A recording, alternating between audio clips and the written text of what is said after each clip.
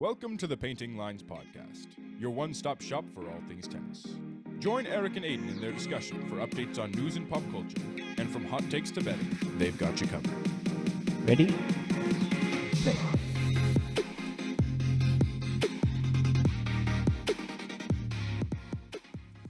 Welcome back to Painting Lines. Last week we talked about the new ATP Baseline Initiative, and this week we're in the middle of the U.S. Open. We're jumping into it. We're giving our first week review, talk about the surprises, the upsets, and the main storylines from the U.S. Open so far. So, yeah, Erik, luckily we've had the chance this time, since it's in the U.S., to actually be at the tournament and see some of the matches.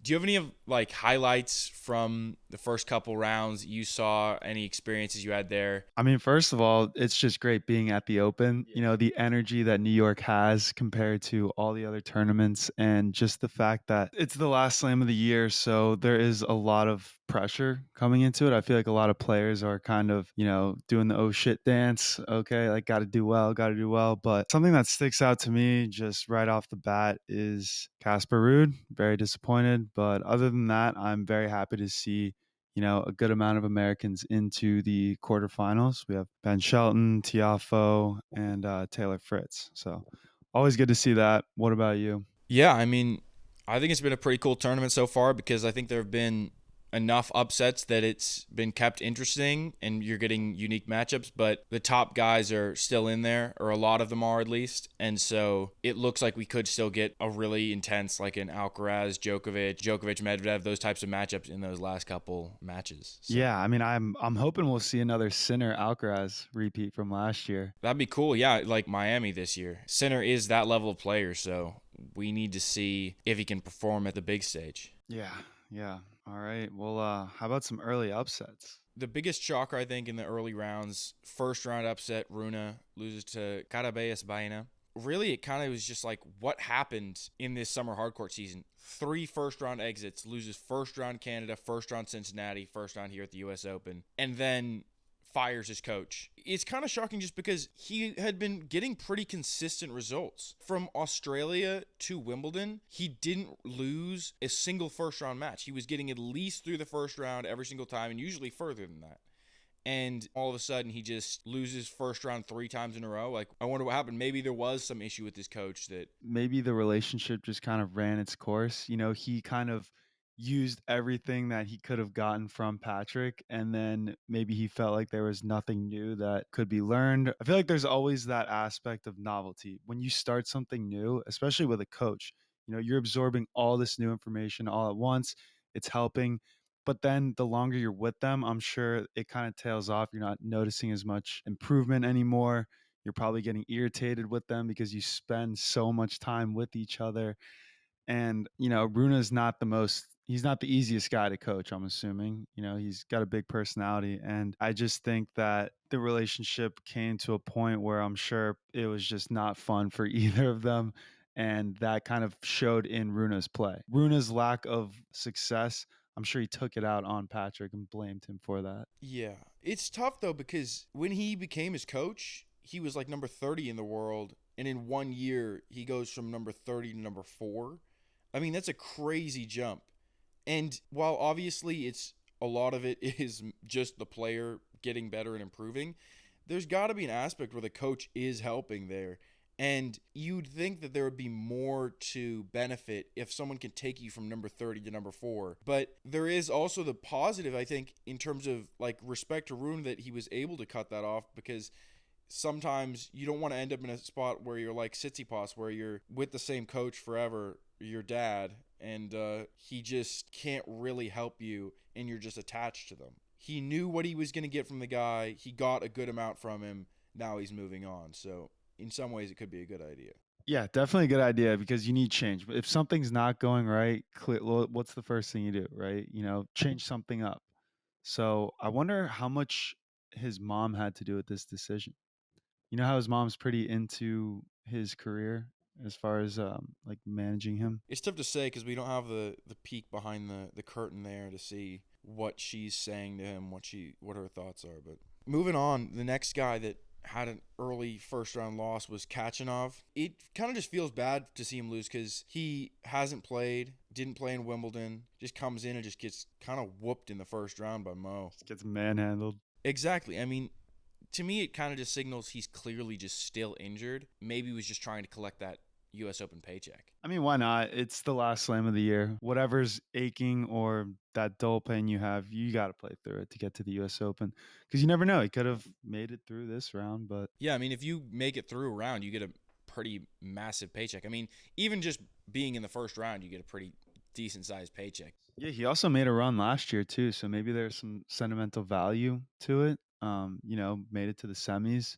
Yeah, he's like, I played well last year, so let's see how I play. Maybe he's like, this is my tournament. This is my year. Exactly. So, you already mentioned it. Rude loses to Zhang in round 2. Another disappointing summer hardcourt player.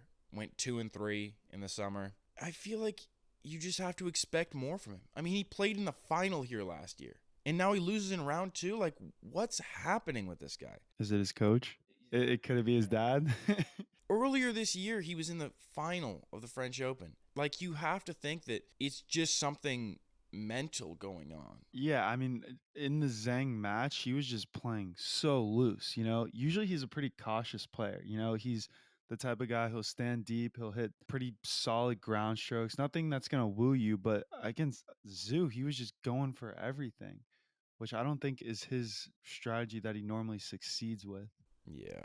He's probably just trying something new because he wasn't finding success. But if his style is not to go for these big shots, you don't really want to make the massive change in the Grand Slam atmosphere, right? You want to make it in a smaller tournament, then hopefully maybe adjust it. Completely changing your strategy doesn't seem like the right move at the biggest stage. I wonder if how much his struggle right now has to do with being in the French Open final, not winning. If that took a psychological toll, and maybe he's like, okay, I'm not doing something right. Like you said, I was in the US Open last year. I was in the French Open the year before. I was in the French Open this year. I've been in 3 Grand Slam finals and I haven't won. Let me do something different. Or is it just I've been in 3 Grand Slam finals and I can't win. What's going on here? And then that's what's dragging him down, making him not play as well. It's a lot of pressure, I feel like, especially being the only top 100 ranked Norwegian tennis player. Maybe it's a lot of pressure in the country to do well, to succeed. I just don't know what else to chalk this up to.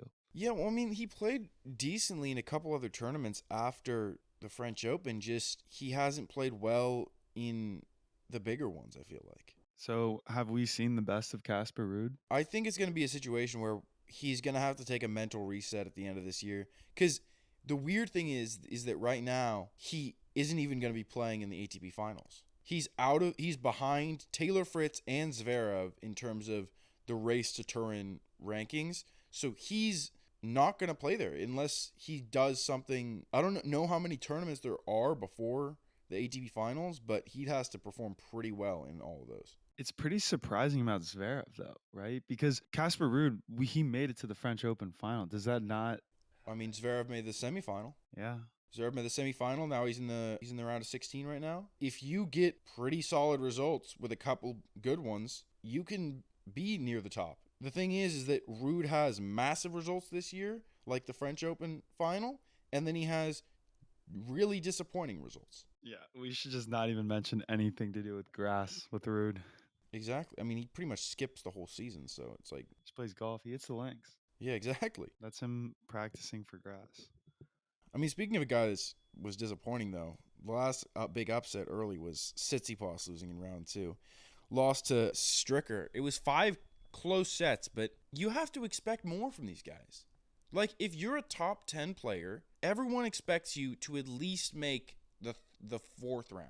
Round of 32, maybe. Maybe if you lose to, like, the 25th guy in the world. Like, people are like, okay, that's understandable. It's an upset, but it's understandable. But losing in round 2 to a guy like Stricker who isn't a well-known player even. This is a guy that's performing well this year, but didn't really have a name in terms of the world scene. I know. It's funny. I see a lot of Stan Wawrinka in Stricker. Not only because they're both from Switzerland, but they both kind of have that look, right? They don't have the stereotypical tennis player body. They're kind of little more stout, a little more thicker, bigger boned. But no, Stricker's a powerful guy.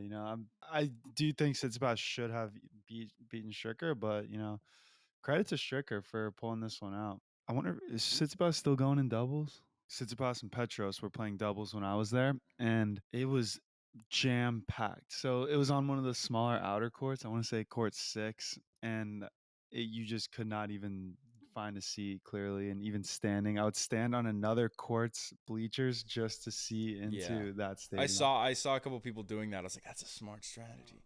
Last year, my brother, he said he got to go to the grandstand, and that's apparently like general admission access to all the seats.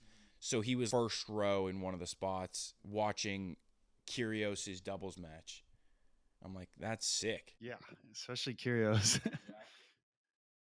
But yeah, I mean, so of the early upsets, it kind of made me want to examine over the whole year who were the biggest disappointments in Grand Slams. The biggest one, obviously, didn't even mention him in the upsets because it wasn't really an upset when he lost this time, is FAA. We've been harping on this guy for a little bit here. I don't want to go too much into it, but really underwhelming the whole year.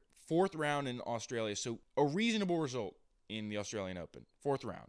And then 1st round in the French, Wimbledon, and in the U.S. Something's going on with this guy, whether it's injuries, and I think there's just a level where you have to take your time off and you have to make your adjustment. I thought you're going to tell him to retire. You're like, okay, man, hang it up. Yeah, exactly. No, but I mean, he's 25 yeah, or he's something. young. He's pretty young. So you got to just say, take a hiatus almost. Just figure it out and then come back. Because I feel like the best way to look at it is it can't get any worse. You take a hiatus and you come back. It's not like you could play worse than what you were before. Yeah, I mean, you can't get much worse than losing every match. Yeah, so. no. He's got to seriously sit down, analyze every match he's played with a good coach and pick apart his game and just start from scratch. 100%. Something's got to change, FAA. We got faith in you, though. Exactly. We're rooting for you, man. We want you to do well. It's just disappointing.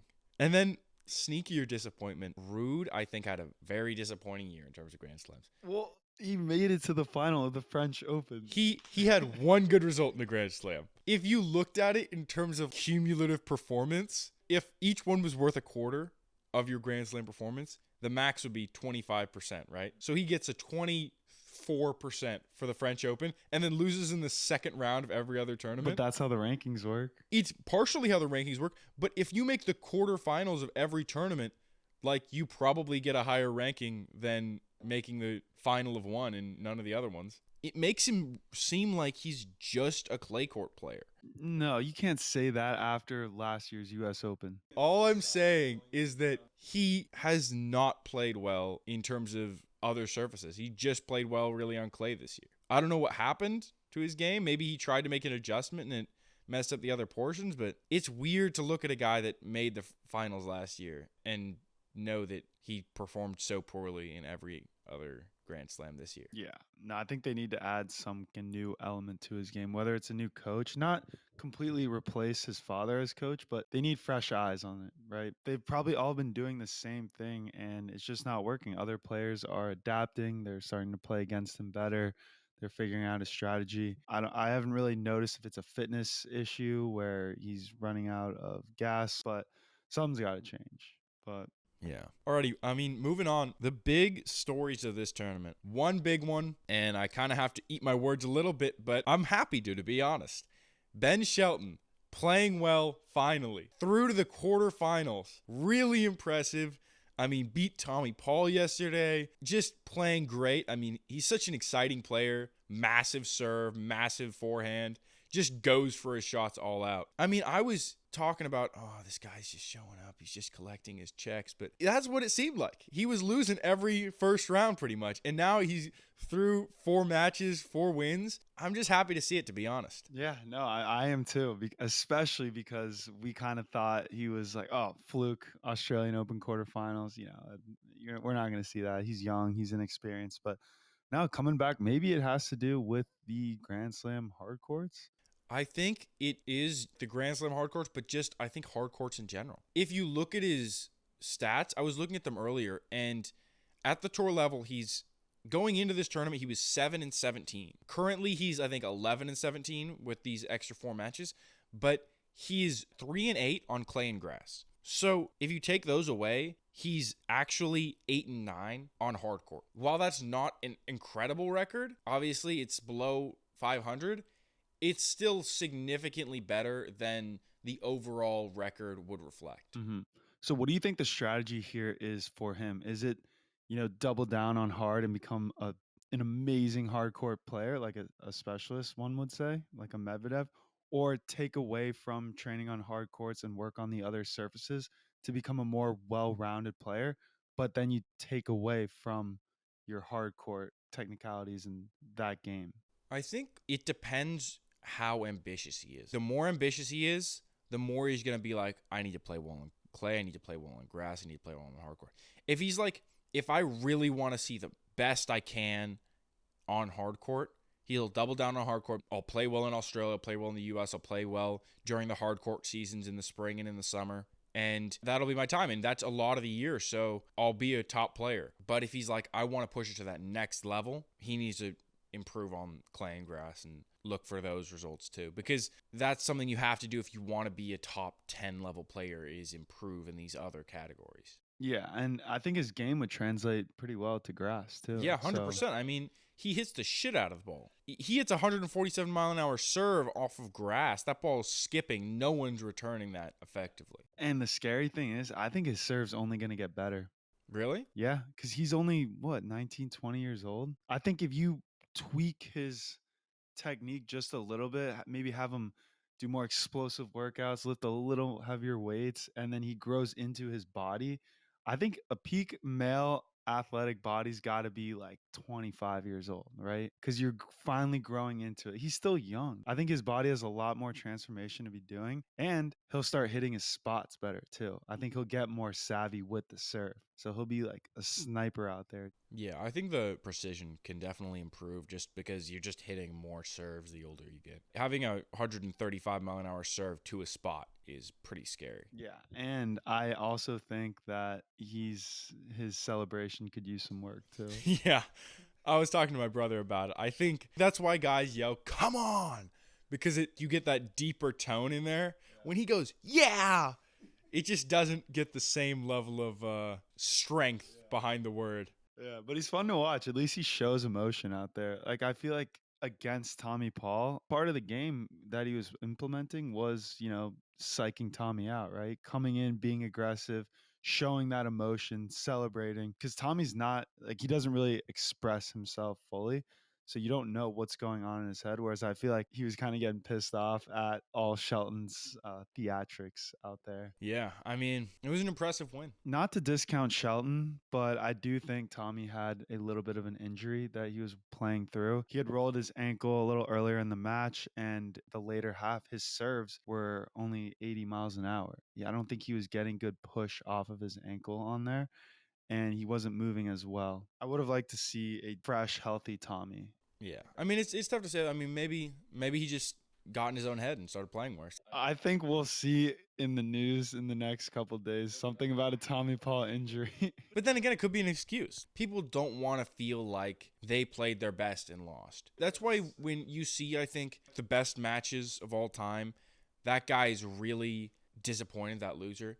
Not just because they lost the match, but because they know they played their best and it wasn't good enough. But don't you think some people look at that as like hey, I played my best, I tried, and I lost. Yeah, nothing I can do about it. I played my heart out. That's one attitude to take, but if you play your best and this person beats you, you're like, I actually am just worse than this guy. If you have something, I rolled my ankle, and you can be like, well, my ankle wasn't fully there, like a coping mechanism almost. Definitely. Well, a crucial point in that match came in the first set. Tommy Paul was up 3-love. He had an early break, and he had break point on Shelton again in that fourth game. And it was a weird situation where it was a Ben Shelton drop shot that Tommy Paul got to pretty easily and just kind of ripped one where Shelton was on the other side. And you know how you're just kind of bad drop shot and then you're up at the net just sitting there like a sitting you're like, duck, I'm so all right, screwed. well, he guessed the side. When Tommy came up to rip the ball, Shelton just sprinted to the right. And I think it kind of spooked Tommy because he tried to lift it over him and he just sent it out way long. That was break point right there. And then from that moment on, Shelton went on to hold, break him, and then end up winning the set. Yeah. It seemed like Shelton would put himself in bad situations with his serve and then serve himself out of it. I feel like Tommy Paul had a lot of break points that he just didn't convert on. I want to say one of the sets he was like 3 for 16. Yeah, exactly. So that's a ridiculous stat. But speaking of that match, I mean, Shelton, Fritz, Tiafoe, like you mentioned, all through to the quarterfinals. 3 Americans in the quarterfinals. We back. The big stat they said yesterday at the match was that's the first time since 2005 there have been 3 Americans in the quarterfinals. Pretty cool. Yeah, to no, see. it is cool, especially because there's been a lot of hype leading up to this tournament, right? Like who's gonna do it? Who's gonna be the American to do it? And we have 3 now. And especially because we have Tiafoe playing Shelton, right? So guaranteed American in the semis. Yeah, there we go. Oh, well, what do you think's better, to have all the Americans on one half of the draw and just be playing against each other to go up? It's like the Little League World Series where it's like U.S. is on one side and then the world is on the other. Yeah. You get a guaranteed American team in the final. Yeah, but no, I think eventually this is very wishful thinking, but we'll have 2 Americans in the U.S. Open final. Maybe if Djokovic retires, Alcaraz gets hurt, and then Medvedev just kind of gets pissed at something and loses. Medvedev pulls a Djokovic, hits a ref with a ball. Yeah, exactly. No, I think the thing about it is, like, we were talking about how there's 2 Americans in the top 10. There's Tommy Paul's up there. There's like more and more Americans getting up there, but the quarterfinal seems like a reasonable result for these guys to get to. Does any farther seem reasonable, really? Like, obviously we're going to have one in the semifinal, but do we expect a guy to make the final? It's going to be tough unless there's some weird upsets. To be completely honest, I don't. If one of them comes up against Medvedev, Djokovic, Alcaraz, no one's going to be expecting that American to win. I think Tiafoe has the skill and talent, everything. I just don't know if he's like serious enough to do it. Is the serious attitude like really critical if you can perform at that level? If you have the talent and the skill and all this stuff, it doesn't matter. You can be joking around on the court and still beat the shit out of someone. Yeah, I guess look at Alcaraz. I wouldn't say Alcaraz jokes around out there, but he definitely has fun. Yeah. But I do think he's very shielded by his team, caged off from the rest of the world. Like, his team has him on a line. Like, they run a tight ship. I don't think you see him like walking around the locker room before the match, kind of like going up to people, joking around. I think when he's in game mode, he is locked in. I think probably most of them are kind of like that. There's probably like outbursts of having fun, like, oh, that was a crazy shot you just hit, man. But like most of the match, they're pretty locked in. Yeah. On another note, I want to say, that other tour that's going on? The UTS? Yes. Yeah, Universal Tennis. Universal Tennis Showdown or something? Yeah, yeah. So I'm almost positive that Shelton had beaten Tiafoe in one of those matches. Yeah, but that's not like a... Where they picked the nicknames. It was weird. It was like the Big Foe versus the Mountain. I guess Shelton's nickname is the Mountain. Stole it right out of Game of Thrones. I don't know what you're talking about. You've never watched Game of Thrones? No, I need to, though. I've heard I really need to. Yeah. Anyway, I don't think that's really a signaler of what's going to happen. But, I mean, Shelton's playing well. He could win. Yeah, and it was on one of those weird single courts. I hate seeing those. It makes it look like fake tennis or like pickleball. You're like, that court is really small. Yeah, it's funny you said field because I realized I've been watching so much tennis lately that when I was referring to a football game yesterday, I was like, oh, did LSU win the match?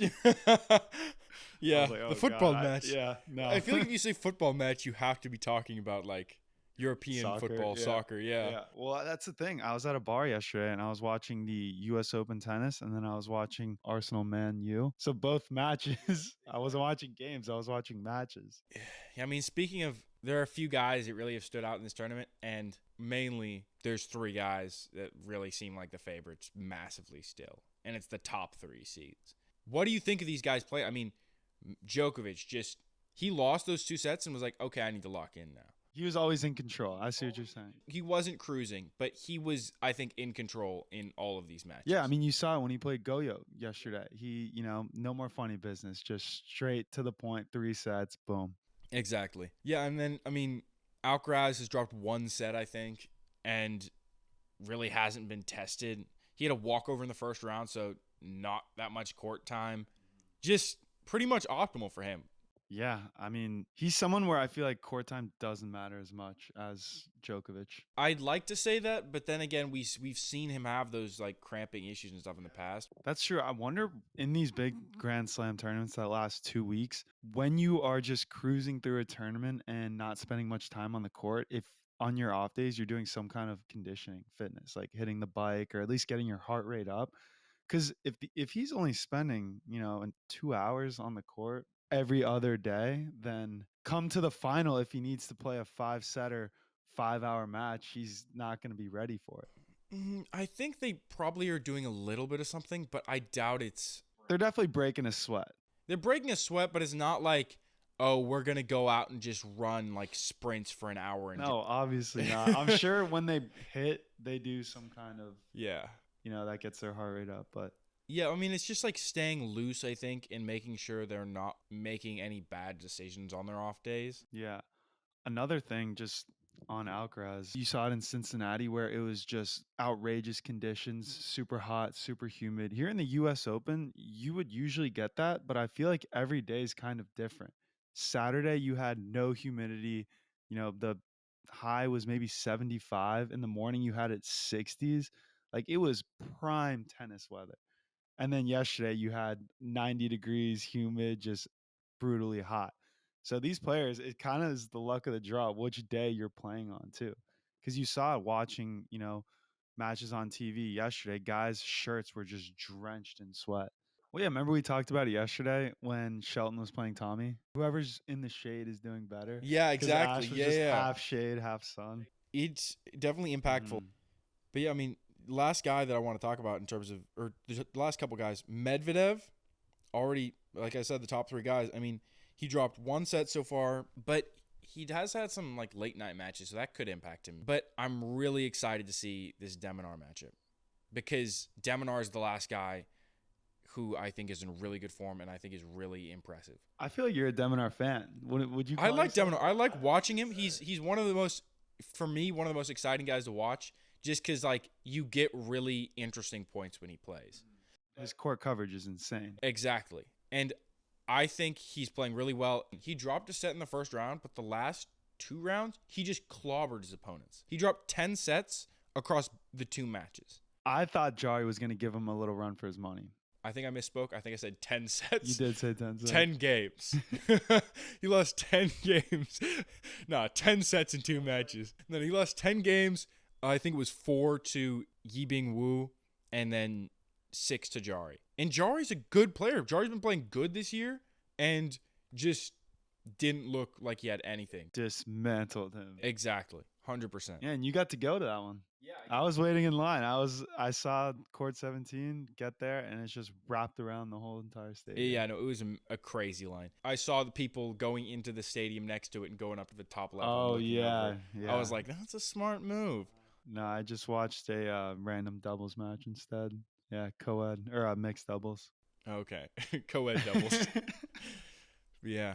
Alrighty, you ready to hop into segments? Yeah, one thing I do want to say though before we hop into segments is we always talk about tennis in the US and we're trying to grow the sport. That's part of our goal here, and I think we're seeing it right now. I think with the US Open, you have Aaron Rodgers at the matches, you have Justin Bieber, Haley Bieber, Jimmy Butler. It's becoming a Barack Obama, is Michelle Obama.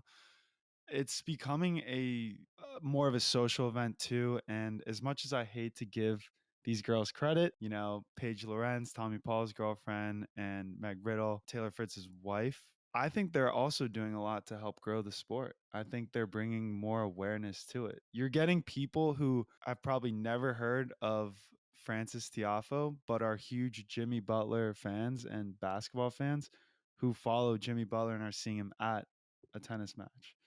I know that the tickets this year were way more expensive than they have been in years past. So it's definitely some sort of change. And I don't know whether it's driven by these people being there, but it's driven by something, and that's one of the changes we've seen. So it could be that. Yeah, I'm at least the honey deuces have stayed the same price Yeah, though. exactly. $22 last year. I was thinking with inflation they would start jacking them 30 up, bucks. but yeah. I know. Watch us when we're adults. Honey deuces are going to be $50. Everything there is ridiculously expensive. Oh, I know. I eat before and then I just show up and I'm like starving the whole day and I'm like, I can't get a hot dog for 12 bucks. I can't convince myself that that's Yeah, worth it. the key is to just not even look at the price. Just, Yeah. Just be like, give me Yeah. 5 hot dogs. You're like, you maxed out your credit card. What? Yeah. Okay. Well, yeah, now we can hop into segments. Sounds good. So this kind of goes off what I was talking about with the fans in a little bit of a way. I'll get into it later. But Medvedev tells a fan to shut up. Are you surprised? Dude, I was at that match. I was rooting for Medvedev, and everyone else in the stadium, it felt like, was rooting for Baez. I mean, this is just so Medvedev's character, which I don't mind. I think it's good. It's cool. You know, it grabs headlines, has my attention. Do you think that that should be a thing in tennis? Because tennis fans, the whole dynamic is so much different than any other sports team. You know, you have hecklers, you have people yelling at the top of their lungs, and then at a football game or even baseball game, you have vendors walking around trying to sell you beer, hot dogs. Like, you don't get that at a tennis match. It's just a lot different. Do you think the players should be interacting with the fans since it is a very intimate setting? I'm confused. Like, you're saying hecklers are at other places and not at tennis I'm matches. saying it's normal. It's actually like looked up on to heckle at other sports games. Whereas tennis, if you're a heckler, you're, you know, classless and probably shouldn't be at the match because the players, you know, they'll say something to you. You look at Djokovic and Medvedev, they will say something to you. I think it's kind of like the bee incident with Tsitsipas. There is a level of precision in sports like tennis and golf where you have to give the respect to these players to be quiet during the point because it's just how the sport is played. I don't mean to cut you off. I agree. That's not the question I'm posing is should Medvedev have interacted with the fan? Oh, okay. Should tennis players be Not penalized or whether there should be fined? heckling, but whether the players should respond Yeah, to it. heckling is going to happen. Distractions are going to happen regardless. But should the players, because it is, like I said, tennis is such an intimate setting. You're basically interacting with the fans, whereas any other sport, you're not. There's no zero interaction with fans. Maybe basketball. I think the difference actually that's weird is that because it's so loud in a basketball stadium or a football stadium, you don't hear the individuals. Versus in tennis, most people are respectful, and then there's some people that are just like yelling out random stuff. So those people stand out. Yeah. But in basketball, you do get people who sit courtside, sometimes get, into it with players. I know remember I forget which owner it was, but the ball went out of bounds and he held the ball and Jokic was trying to get it out of his arm to quickly throw it in. And he just wouldn't give it to him and then he shoved the owner. That's hilarious. But yeah, so what is Medvedev in the right or is he in the wrong here? Okay, here's the thing about it. I watched of the two You've men's dodged matches. my question Of the 3 two men's times. matches I watched, 2 times, once with Medvedev, once with Djokovic, they went up and talked to the chair umpire, which is probably the right thing to do. Probably the right thing to do is say, hey, I'm going to talk to the chair umpire. I'm going to say something about this fan. As soon as they walked up to the chair, everyone in the stadium started booing them. He could walk up and say, oh, I love the fans tonight. And the fans would start booing just because they see him talking to the chair umpire and they assume he's complaining. So I think it probably is better for him to just say something directly to the person, but you can't do that because if you respond to the person directly, all you're going to get is just more comments from that person. They're like, oh, he talked to me. I'm going to say more now. Uh-huh. It can't work either way. It's kind of a screwed system. I know. The other person who's notorious for doing that is Kyrgios. He will get into it with fans. He'll get personal with fans. Remember that one fan in the Miami Open who stood up and was like, yeah, give it to me. Like, that was pretty Well, no, because intense. that guy just wants to be, he's like, I'm on TV now. I'm cool. Yeah.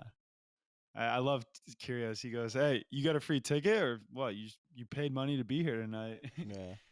Some people think it's all about them. Uh-huh. It's crazy. I know. Well, anyway, my 2 cents is, I don't think Medvedev's in the wrong here. I think I think it's entertaining when he does stuff like that.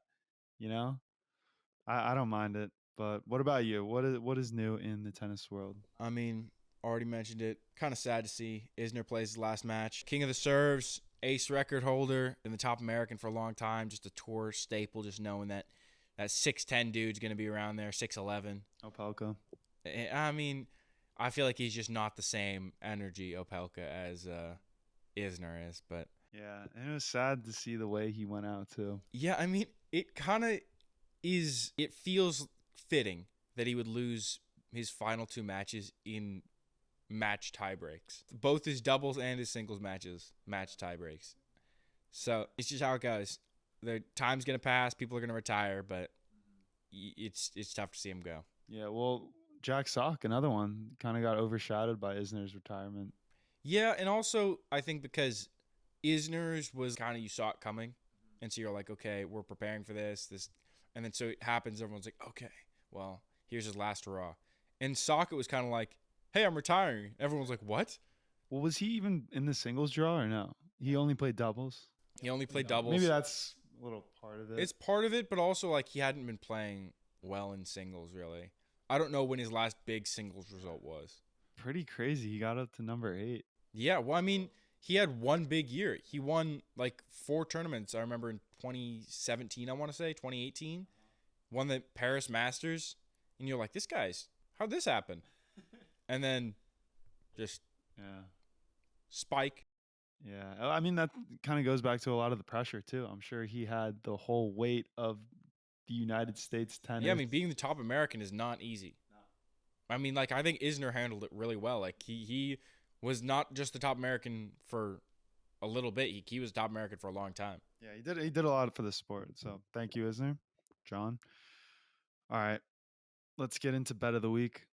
Alrighty, my bet of the week, I'm taking Zverev plus 125 upsetting Sinner today. Why? Here's the thing, I like Sinner. I think Sinner's a great player. I like watching him play. But to be honest, I think the match is a toss-up. I think it could go either way, and Zverev is the underdog. And I always take the underdog in these situations, so I'm taking Zverev. I think you get value, and I think in a toss-up match, it's good to take the value bet. So I'm going to take the inverse of that bet. I will be taking No 2 out of 2 bets this week, guys. Yeah, this is a zero-sum game, but I will be taking Sinner minus 170 over Zverev. I think Sinner played pretty well against Stan. I mean, I know you didn't seem to think so, but he beat him in 4 sets and he did it pretty handedly. He beat him in 4 sets, but look at Stan. Stan, hey, don't be talking about Stan like that. Dude, what do you mean look you're at the guy that calls Stan? him a pity player. What do you mean look at Stan? Dude, Stan is 38 years old. And he's hanging with the big dogs. Yeah, he's hanging with the big dogs. But if Sinner was playing really well, Wawrinka probably shouldn't get a set off of it. Dude, I don't know, man. I think it's much more impressive to see Zverev win against Dimitrov in 4 sets like he did. I disagree because he went into 2 tiebreakers with him. You think Dimitrov is? I think Wawrinka would smoke. You think Dimitrov. Wawrinka would smoke Yeah, let's Dimitrov? go, yeah. That's a crazy Yeah, call, I yeah, think. Yeah. Dimitrov is like top 20 in the world. Wawrinka is maybe in like the top 50. Yeah, but Wawrinka has 3 slams under his belt. Yeah, you're going based on the pat. Yeah, that's like saying, oh yeah, Roddick would kick the shit out of Sinner. Not exactly because Roddick is not playing tennis anymore. All I'm saying is like, you can't just bring the past and say, oh, this guy like 10 years ago was really crazy good. All right. Let's move on here. I don't know. I just feel like Sinner, like you said, it's a toss up, complete toss up. So I like Sinner. I'm playing devil's advocate here. Devil's advocate on the bet. I didn't like any other lines this week. This was the only pretty close That's true. odds. So you take Zverev, I'll take Sinner. Okay. Well, all right. Let's get into match of the week. What was your match of the week? My match of the week actually was Sinner versus Wawrinka, only because I was there. I watched the whole match and really. What happened to he beat him pretty handedly? Huh? What happened to he beat him pretty Hey, handedly? we had this discussion. The match of the week doesn't always need to be a close match. I think the match of the week is a subjective thing. I thought it was the match of the week, and I'll tell you why. Okay. didn't really have much to do with the actual score, but just the atmosphere there. You know, the Carota boys are kind of making themselves known at the US Open, and they pretty much stole the show. When I was there, it was so much fun because they brought so much energy, and the cameraman was just focusing on, they were on the big screen almost every other point, just going Every nuts. time Sinner won a And point. it would be so funny because when Sinner was down, they would just be like, their body language would be so down, but then something would happen and they would be like, oh, getting up and getting crazy. And so that was one aspect to it. The other was, this was the first time I got to see Stan play in person. And to be honest, could be the last time. So that was awesome to see this guy's immaculate backhand. It is gorgeous. He made some great plays. And yeah, just really enjoyed myself at this match. Thought it was good. Thought it was good tennis. I saw great Cool to see quality him win tennis. a set too. Yeah. I mean, Yeah, I saw. Oh, you're having pity on him? no, I like him as a player. You're the one that has pity on him. No, not yet. Once he gets to be like Monfils, then I'll start having pity on him. Isn't he older than Monfils? But he's still better than him. I mean, Monfils had some pretty good results recently. All I'm saying is, Stan, if you see him in your draw, you're not like, oh, I got this. Yeah, but I mean, I feel You're like it's the same thing with Monfils though. If you see Monfils in your draw, you're gonna be like, this guy could perform at a really high level. Yes, I agree. Okay. I'm not gonna disagree with that. I think if you see Monfils in a year or two, then Yeah. But probably the same with Stan. Yeah. All right, what about your match of the week? Mine is Isner's last match. Mo won 3-6, 4-6, 7-6, 6-4, 7-6. Isner was up 2 sets, went into a tiebreak in the third, didn't get it done, goes into the fourth, loses 6-4. And then in that fifth set, he had a match point at, I think, 5-3, I want to say. But gets a break match point, doesn't convert, unfortunately. And it just kind of felt bad to see that he was that close to winning the match and was up 2 sets. But it was a good match. It was close. And respect to Mo for getting it done. And it's tough to be in Mo's spot there because he knows it's Isner's last match and he has to make sure that he stays playing as hard as he can. Yeah, no, it is a weird situation playing someone who, you know, being both American, I'm sure the crowd just was going for John, right? You have to at that point. It reminds me of Tomljanovic when she played Serena in Serena's last match. Her dad was like, you're going to be the one to make her retire. Like, don't feel bad about it. You know, you got to have that mentality. It's not a charity. You're not like, oh, it's John's last match. Let me give this one to him. You remember ever seen that famous baseball game where the guy has a perfect game and in the last out, they like throw it to first and he was out, but the umpire calls him safe. And like he could have like just jogged down the line, but he sprinted. And so it was close enough that he got called safe. If you're going to compete, you have to have that mentality like, I'm going to go all out to get this hit. Plus, it's also patronizing if you don't to the other person. It's like they're an athlete, they're a professional athlete, they're a competitor. They don't want you to just easily give up just for their sake. Exactly. But yeah, that's a wrap. First in-person podcast in the books. All right, see you guys next week. All right, and that's the show. If you're not already subscribed, go ahead and hit that subscribe button. You can find us on Instagram, TikTok, YouTube at Painting Lines Podcast. Feel free to shoot us a DM or email us any questions or thoughts at paintinglinespodcast@gmail.com.